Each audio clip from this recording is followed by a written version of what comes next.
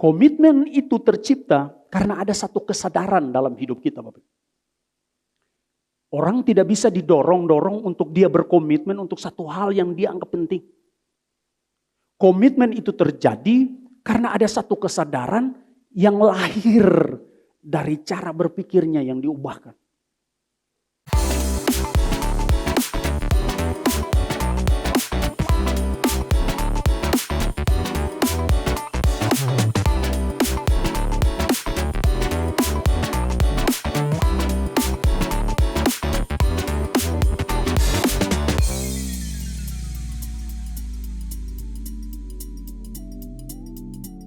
Shalom, selamat pagi.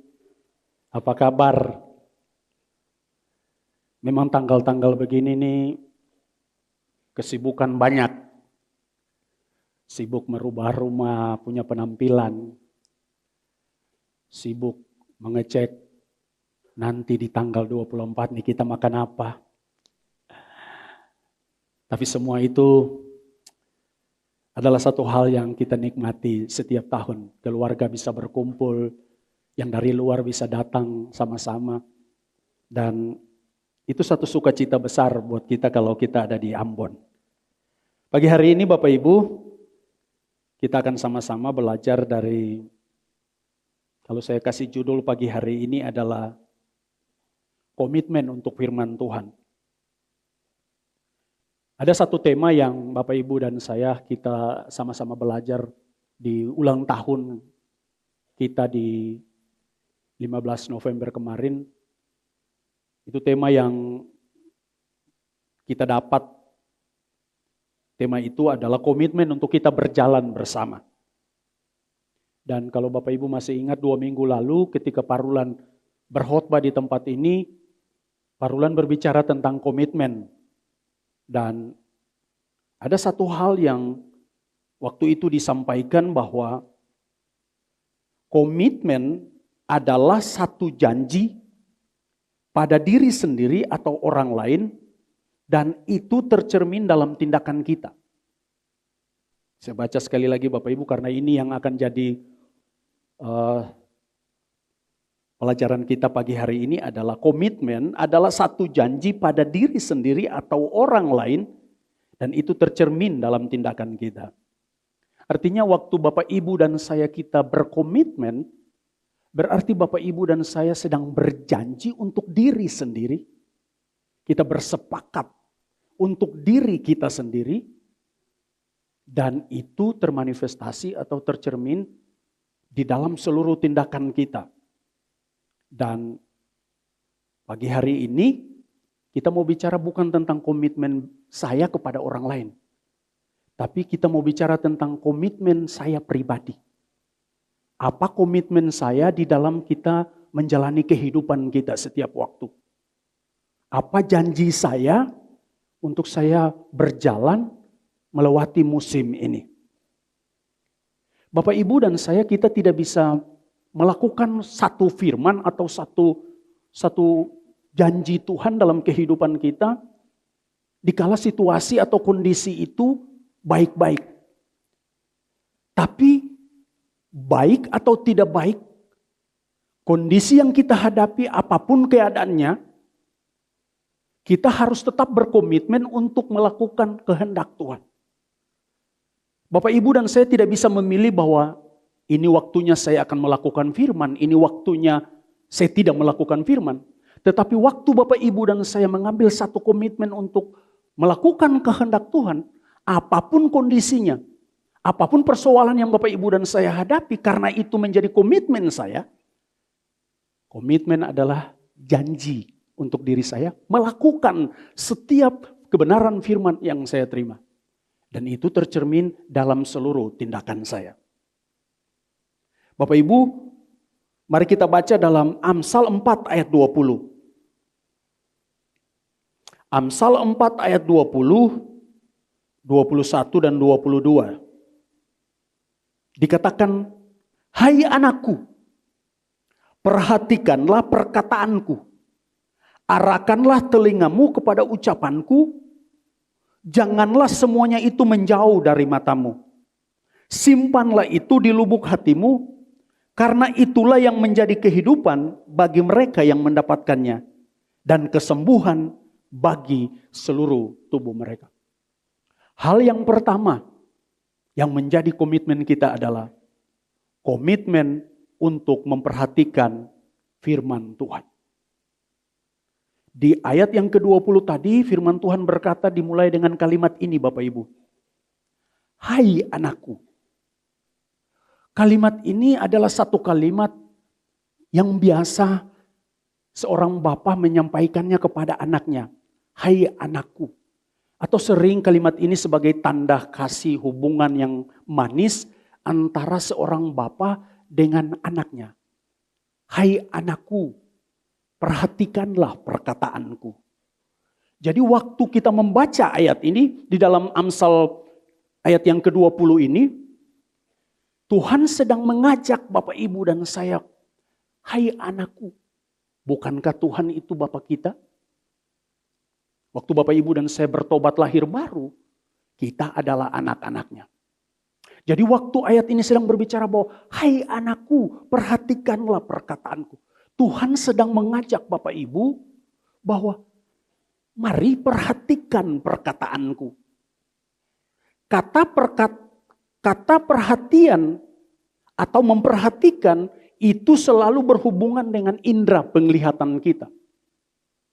Kata perhatian itu selalu berhubungan dengan mata kita Bapak Ibu.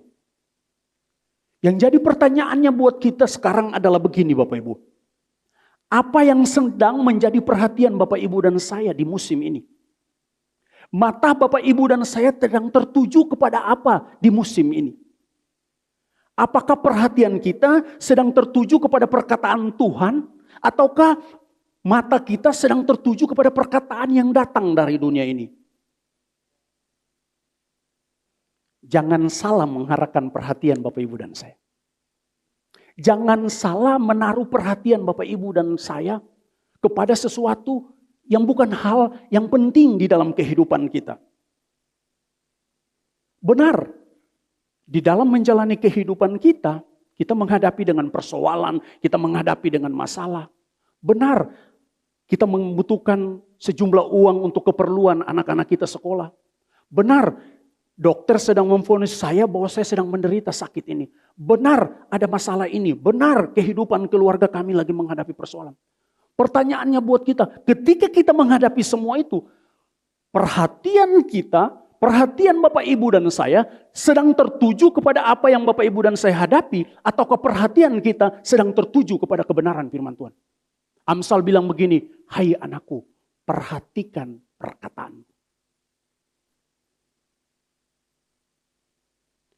Mengarahkan perhatian dan pandangan kita kepada kebenaran firman Tuhan, artinya begini Bapak Ibu, apapun yang terjadi di samping kiri saya, apapun sedang terjadi goncangan di samping ataupun di depan saya akan tetap mengarahkan perhatian, pandangan saya kepada perkataan firman Tuhan. Bahkan hal yang sering terjadi dalam kehidupan kita begini Bapak Ibu. Kita lebih sering memperhatikan kesalahan, kelemahan, atau kekurangan dari seseorang. Kita lebih penting memperhatikan kelemahan-kelemahan, bahkan hal-hal yang tidak penting di dalam kehidupan kita. Kita arahkan perhatian kita kepada sesuatu yang tidak bermanfaat dalam kehidupan kita. Padahal Amsal sedang bilang dan mengajak Bapak Ibu dan saya bahwa mari perhatikanlah perkataanku. Lukas 11 ayat 34 bilang begini Bapak Ibu. Lukas 11 ayat 34, matamu adalah pelita tubuhmu. Jika matamu baik, teranglah seluruh tubuhmu. Tetapi jika matamu jahat, gelaplah seluruh tubuhmu. Waktu Bapak Ibu dan saya mengarahkan, memperhatikan perkataan Tuhan, maka apa yang Bapak Ibu perhatikan itu akan membangkitkan satu pengharapan di dalam kita. Iman timbul dari pendengaran dan pendengaran akan firman Tuhan. Waktu Bapak Ibu menaruh perhatian kepada perkataan Tuhan, itu akan membuat Bapak Ibu punya satu kekuatan untuk terus berjalan sekalipun ada goncangan di samping kiri dan kanan. Amsal 4 ayat 25 bilang begini, biarlah matamu memandang terus ke depan dan tatapan matamu tetap ke muka. Artinya bahwa janganlah matamu kamu arahkan untuk hal-hal yang ada di samping kiri dan kanan. Goncangan, persoalan, masalah yang terjadi di depan waktu engkau berjalan menjalani seluruh kehidupanmu setiap hari. Arahkan matamu tetap ke depan. Jangan terpengaruh dengan semua yang terjadi. Kenapa? Karena begini Bapak Ibu. Yang terjadi di samping kiri kanan kita ada musimnya. Persoalan hari ini ada batas waktunya akan selesai Bapak Ibu. Tapi waktu Bapak Ibu mengerahkan perhatian kepada firman Tuhan. Janji Tuhan itu kekal, tidak akan pernah berubah. Langit dan bumi akan berlalu, tapi firman Tuhan kekal selama-lamanya. Pertanyaannya Bapak Ibu mau pegang yang dijanjikan Tuhan, ataukah Bapak Ibu mau pegang apa yang dijanjikan oleh manusia? Kalau saya pakai kata yang sederhana begini Bapak Ibu, Amsal sedang bilang begini, hai anakku, marilah Bapak Ibu dan saya kita berkomitmen untuk mengarahkan mata kita untuk memperhatikan firman Tuhan. Janganlah itu menjauh dari matamu. Komitmen itu tercipta karena ada satu kesadaran dalam hidup kita Bapak. Orang tidak bisa didorong-dorong untuk dia berkomitmen untuk satu hal yang dia anggap penting. Komitmen itu terjadi karena ada satu kesadaran yang lahir dari cara berpikirnya yang diubahkan. Mengapa seseorang bisa berkomitmen untuk dia minum obat secara teratur setiap hari? Karena begini Bapak Ibu, dia punya satu pengertian dalam hidupnya bahwa waktu saya akan teratur meminum obat, saya akan sembuh. Ada kesadaran di dalam hidupnya. Jadi waktu Bapak Ibu berkomitmen sebenarnya itu ada lahir karena satu kesadaran di dalam kehidupan kita, bahwa saya mau berkomitmen untuk mengerahkan mata saya kepada perkataan firman Tuhan. Kalau Bapak Ibu dan saya menyadari betapa penting memperhatikan firman Tuhan, maka Bapak Ibu dan saya akan terus mengarahkan perhatian kita kepada sesuatu yang tidak akan pernah berubah, yaitu kebenaran firman Tuhan. Bapak Ibu, ada waktu-waktu di dalam kehidupan kami keluarga, yang kami duduk, saya dan istri dan anak-anak, kita duduk dan kita coba menasihati anak-anak kita. Kita coba mengerahkan mereka untuk, mari perhatikan kebenaran firman Tuhan. Janganlah hatimu menjauh daripadanya. Beberapa waktu yang lalu, saya duduk dengan anak-anak di rumah dan saya coba menceritakan isi hati saya. Dan di tengah-tengah semua itu tiba-tiba muncul ini Bapak Ibu. Di Yosua 1 ayat 8 itu dibilang begini. Janganlah engkau lupa memperkatakan kitab Taurat ini, tetapi renungkanlah itu siang dan malam. Supaya engkau bertindak hati-hati sesuai dengan segala yang tertulis di dalamnya. Sebab dengan demikian perjalananmu akan berhasil dan engkau akan beruntung. Tujuan saya bukan supaya anak-anak saya itu mereka punya pengetahuan tentang kebenaran firman Tuhan. Tapi waktu saya menceritakan apa yang ada di dalam Yosua pasal 1, tujuannya cuma satu, supaya ada kesadaran dalam diri mereka untuk betapa penting memperhatikan firman Tuhan.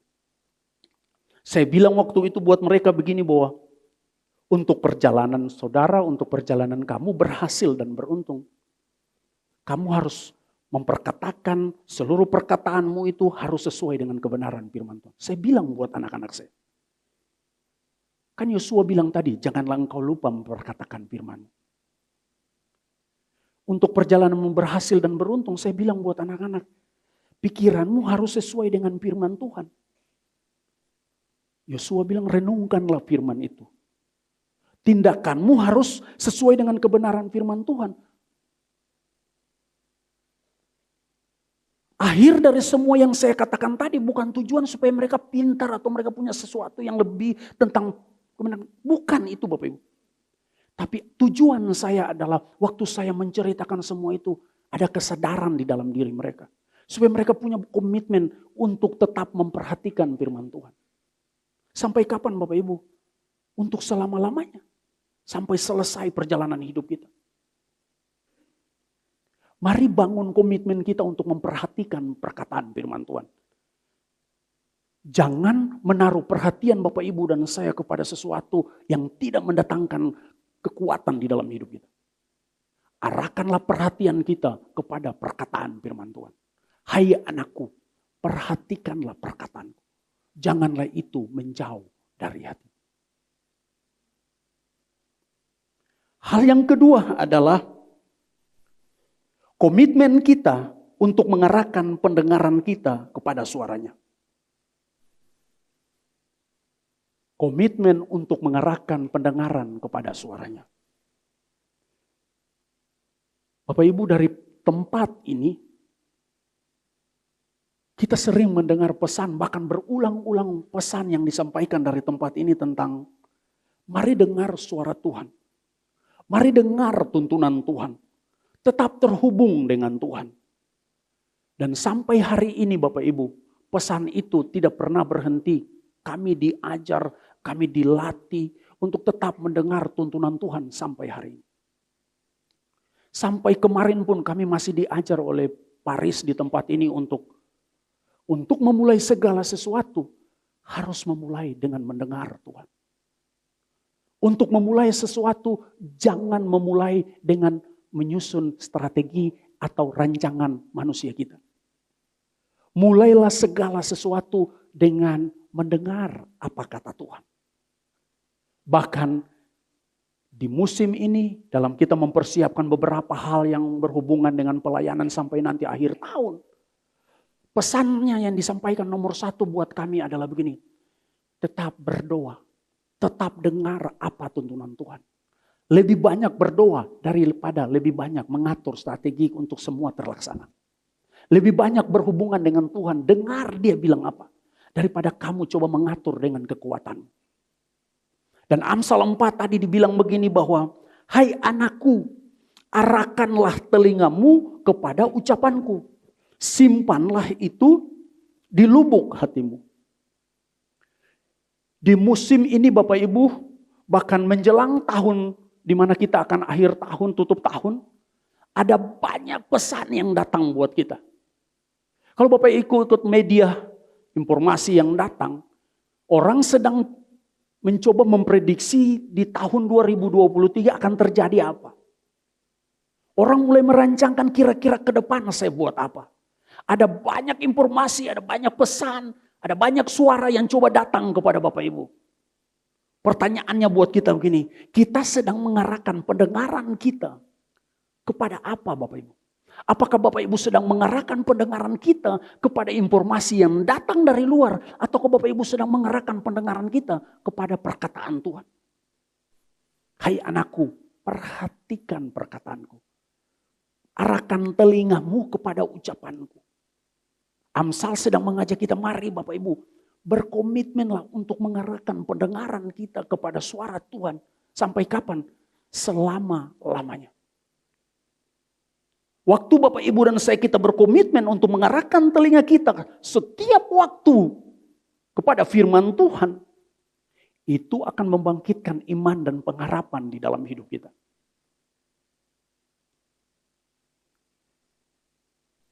Saya mau baca dalam 2 Samuel 5 ayat 17 Bapak Ibu. 2 Samuel 5 ayat 17. Dikatakan demikianlah firman Tuhan.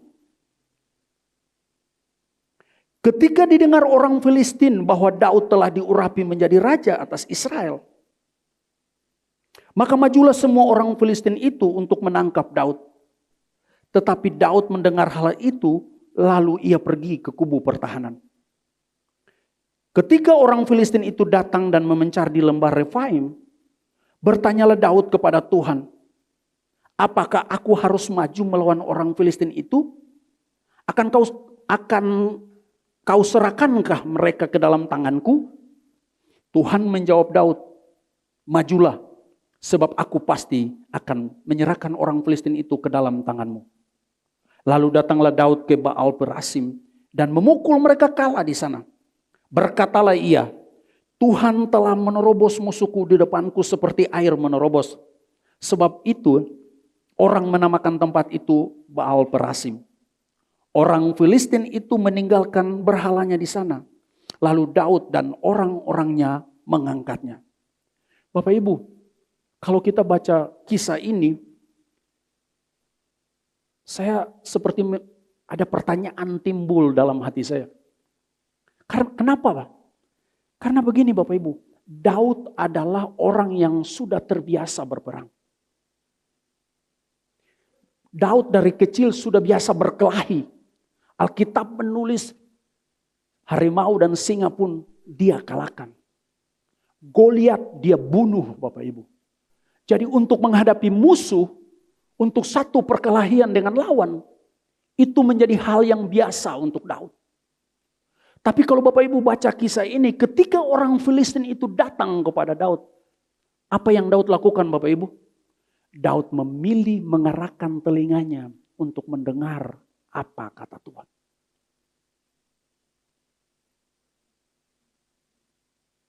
Daud berkomitmen untuk mengarahkan pendengarannya kepada suara Tuhan. Daud tidak berjalan dengan pengalamannya. Daud tidak berjalan dengan kekuatannya bahwa saya ini orang yang biasa mengalahkan musuh. Saya ini orang terbiasa mengalahkan harimau dan singa. Tapi ketika dia menghadapi satu kondisi di mana dia harus berperang melawan orang Filistin, dia memutuskan untuk datang dan mengarahkan pendengarannya untuk mendengar apa kata Tuhan. Bagaimana cara saya harus melawan musuh ini?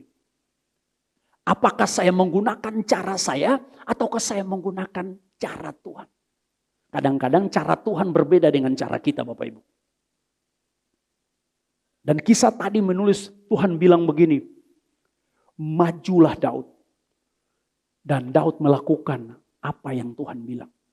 Dan Alkitab menulis Daud mengalahkan orang Filistin itu. Di ayat yang ke-22 dikatakan, ketika orang Filistin itu maju sekali lagi dan memencar di lembah Refaim, ternyata orang Filistin itu kembali lagi Bapak Ibu.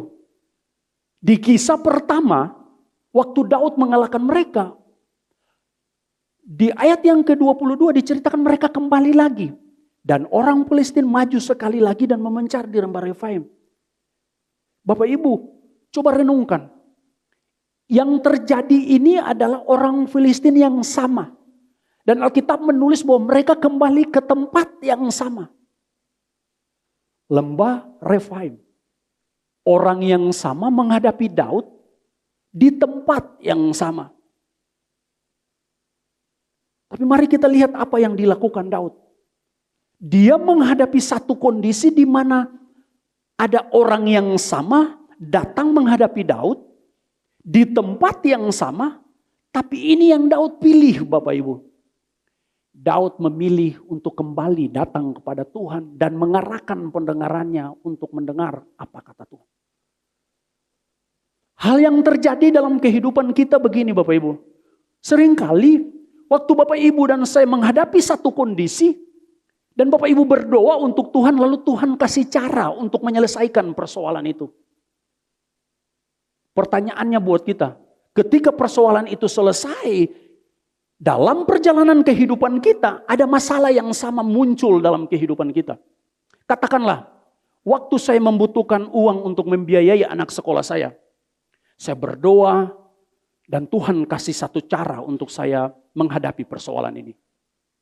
Pertanyaannya begini, ketika saya berjalan dalam waktu ke waktu menghadapi kehidupan ini, tiba-tiba persoalan yang sama ketika anak membutuhkan lagi biaya sekolah. Apa cara yang saya pakai? Tentu saya akan pakai cara yang pernah Tuhan kasih tahu buat saya. Karena persoalannya sama Bapak Ibu. Tapi ini yang Daud lakukan. Daud menghadapi musuh yang sama, tempat yang sama. Tapi Daud menghadapi dengan cara Tuhan yang berbeda. Waktu dia mengerahkan pendengarannya untuk mendengarkan firman Tuhan. Kenapa? Karena Bapak Ibu, Tuhan punya 1001 cara untuk mengalahkan atau memberikan Bapak Ibu keluar dari setiap persoalan yang kita hadapi. Kali ini Tuhan bilang begini. Di ayat yang ke-23. Maka bertanyalah Daud kepada Tuhan dan ia menjawab, jangan maju. Di kisah pertama Tuhan bilang maju. Di kisah kedua persoalan sama, musuh sama, tempat yang sama. Tuhan bilang jangan maju. Tetapi buatlah gerakan lingkaran sampai ke belakang mereka. Sehingga engkau dapat menyerang mereka dari jurusan pohon-pohon kertau. Dan bila engkau mendengar bunyi derap langkah di puncak pohon-pohon kertau itu, maka haruslah engkau bertindak cepat. Sebab pada waktu itu Tuhan telah keluar berperang di depanmu untuk memukul kala tentara. Bapak Ibu baca. Di kisah pertama Daud yang menghadapi mereka dan mengalahkan mereka. Di kisah kedua dibilang begini, Tuhanlah yang berperang menggantikan Daud. Tuhanlah yang mengalahkan mereka. Sebab itu Bapak Ibu, Amsal bilang begini, arahkanlah pendengaranmu kepada ucapanku. Betapa penting kita mengarahkan pendengaran kita kepada ucapanku. Tuhan bisa pakai cara yang sederhana untuk mengalahkan persoalan yang besar. Di kisah pertama Daud langsung. Di kisah kedua Tuhan yang berdiri di depan dan Tuhan yang berperang ganti Daud. Makanya Amsal bilang arahkan pendengaranmu, telingamu kepada ucapanku. Kecenderungan Bapak Ibu dan saya adalah kalau kita ditolong Tuhan di persoalan yang satu, maka kita akan berjalan dengan itu. Jangan berjalan dengan persoalan atau kondisi di mana Tuhan telah pernah menolong kita. Jangan berjalan dengan cara yang telah Tuhan kerjakan di waktu yang lalu. Tapi hari ini Tuhan punya cara yang baru untuk mengeluarkan Bapak Ibu dalam menghadapi satu persoalan. Tuhan punya cara yang ajaib, yang tidak mungkin tidak masuk dalam pikiran kita. Tapi waktu Bapak Ibu mengerahkan pendengaran kita kepada suara Tuhan, kita akan menemukan solusi di tengah-tengah semua orang bilang tidak mungkin, Tuhan bilang mungkin. Orang bilang tidak bisa, kita bilang bisa. Kenapa? Karena kita mengerahkan pendengaran kita kepada ucapan Tuhan.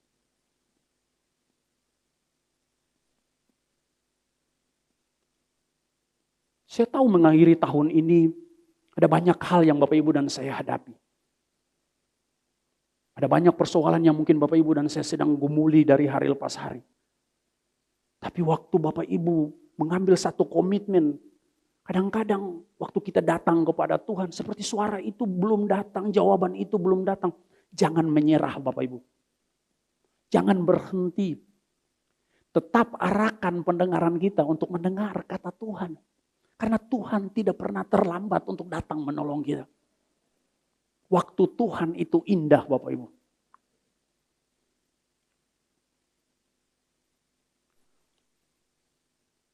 Daud adalah orang yang berkomitmen untuk mengarahkan telinganya untuk mendengar perkataan Tuhan.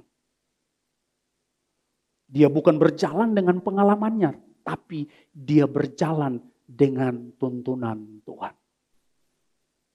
Apapun situasi dan kondisi yang kita hadapi, arahkan pendengaran kita kepada suara Tuhan. Dan di ayat yang ke-22 dikatakan bahwa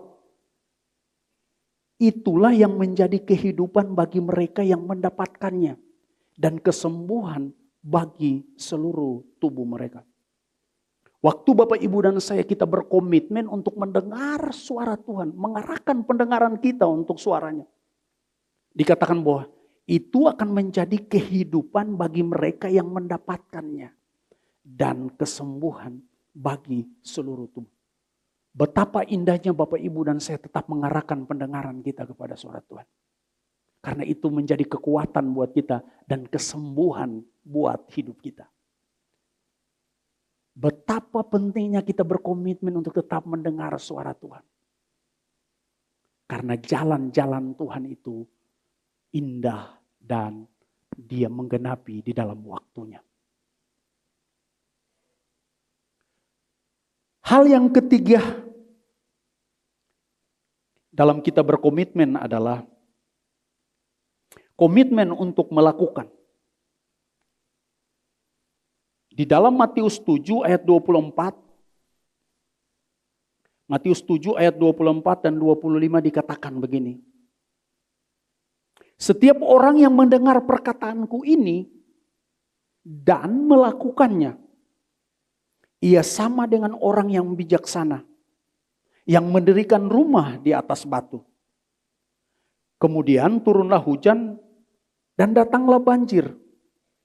Lalu angin melanda rumah itu. Tetapi rumah itu tidak rubuh sebab didirikan di atas batu. Waktu Bapak Ibu dan saya kita berkomitmen melakukan firman Tuhan, Alkitab sedang menyamakan Bapak Ibu dan saya sebagai orang bijaksana. Di ayat yang ke-24 tadi bilang, ia sama dengan orang yang bijaksana.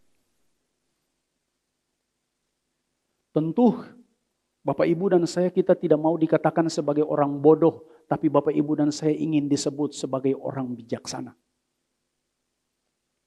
Tapi betapa sering dalam kehidupan kita Bapak Ibu, dalam tindakan kita, perbuatan kita, perkataan kita, kita bilang begini, orang yang tidak melakukan kehendak Tuhan, dia disebut orang bodoh.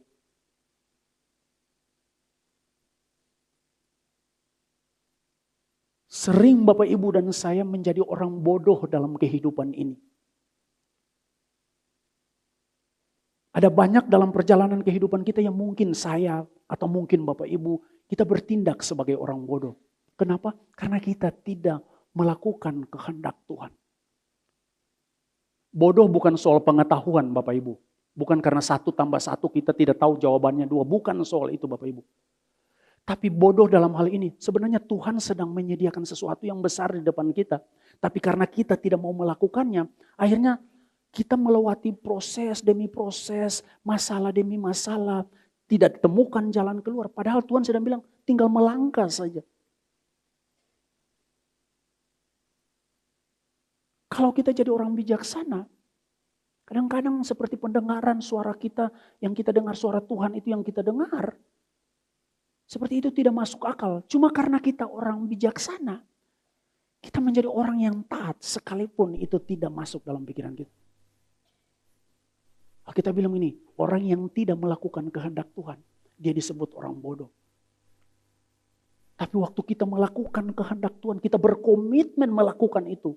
Apapun harga yang harus saya bayar. Tapi karena itu janji dalam kehidupan saya untuk melakukannya. Dibilang begini, saya adalah orang yang bijaksana.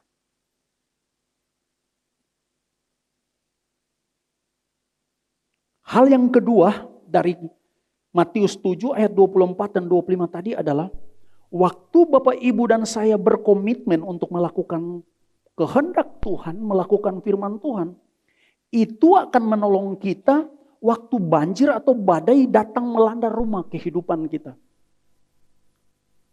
Kita bilang tadi, kemudian turunlah hujan dan datanglah banjir. Lalu angin melanda rumah itu, tetapi rumah itu tidak rubuh sebab didirikan di atas batu. Waktu Bapak Ibu dan saya berkomitmen untuk melakukan firman Tuhan, dengar ini Bapak Ibu, itu menjadi fondasi di dalam bangunan kehidupan kita.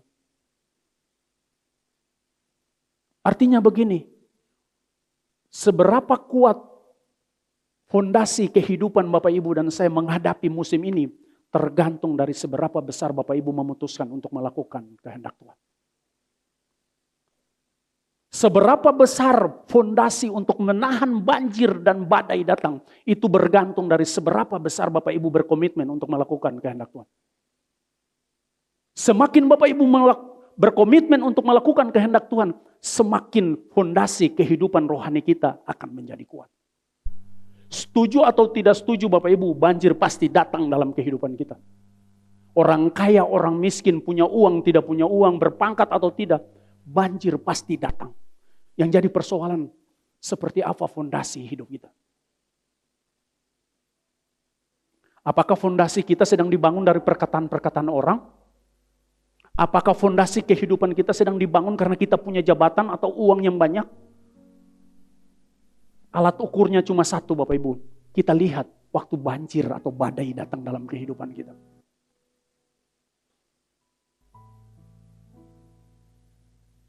Alat ukurnya cuma satu Bapak Ibu. kita memutuskan untuk melakukan kehendak Tuhan. Itu menjadi fondasi yang kuat. Kalau Bapak Ibu dengar khotbah yang minggu kemarin, Pak Heng di tempat ini sedang bilang tentang apa? Badai kehidupan yang Bapak Ibu dan saya kita hadapi. Hari ini kalau Bapak Ibu punya persoalan masalah seperti bangunan kehidupan kita sedang goncang, mari selidiki fondasi kita. Kira-kira fondasi saya sedang dibangun di atas apa? Apakah sedang saya bangun di atas kebenaran firman Tuhan? Ataukah saya bangun di atas kekuatan saya? Orang yang melakukan kehendak Tuhan akan teruji waktu badai datang. Di tengah-tengah kondisi yang aman, kita semua sama-sama Bapak Ibu. Tapi akan teruji waktu badai datang dan kita akan lihat seperti apa fondasi hidup kita. Dan orang yang melakukan kehendak Tuhan akan tetap kokoh berdiri sekalipun badai datang. Bahkan orang yang punya fondasi yang kuat, dia bukan berdoa menolak badai, tapi dia bilang badai datang. Seperti Kaleb datang kepada Yosua dan Kaleb bilang, kasih saya gunung. Itu orang yang punya fondasi yang kuat. Mereka bukan berdoa menolak badai, tapi mereka bilang kasih saya badai, kasih saya tantangan, kasih saya persoalan. Karena dia tahu fondasi saya kuat. Mari putuskan pagi hari ini Bapak Ibu. Untuk kita mengarahkan perhatian kita, mata kita untuk kebenaran firman Tuhan. Mari arahkan komitmen kita untuk tetap mendengar dari Tuhan. Dan yang terakhir adalah mari komitmenlah Bapak Ibu untuk melakukan firman Tuhan. Sebab apa yang Bapak Ibu lakukan, waktu Bapak Ibu berkomitmen untuk melakukan, mendengar dan memperhatikan, janji Tuhan tidak akan pernah sia-sia. Sekali dia berjanji, dia pasti menggenapinya. Dia tidak pernah lalai menggenapi janjinya Bapak Ibu. Komitmen kita kepada firman Tuhan, dengar ini Bapak Ibu, tidak akan pernah sia-sia. Sekali Bapak Ibu berkomitmen untuk tetap mengarahkan kepada firman Tuhan, Bapak Ibu akan berjalan, dibilang begini, makin hari makin kuat dan menghadap Allah di Sion. Amin.